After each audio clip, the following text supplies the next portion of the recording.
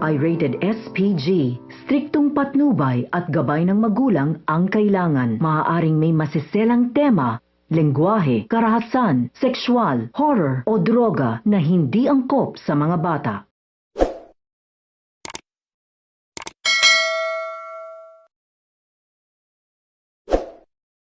Narito ang ating aabangan mamaya sa Born to Shine. Kinausap ni Jenny si Dara, humingi ito ng tawad sa ginawa ng kanyang nanay Menchi. Pumayag naman si Dara pero may isang kondisyon. Umalis umano siya sa Yumi. Naguguluhan naman si Jenny kung ano ang kanyang pipiliin, ang kanyang karir o ang kanyang nanay. Sasabihan ni Menchi ang anak na naayos lang sa kanya na hindi siya ipakilala bilang nanay niya, pero ayon pa kay Jenny, hindi lang umano iyon ang problema. Ididemanda siya ni Dara pag hindi siya umalis ng Yumi.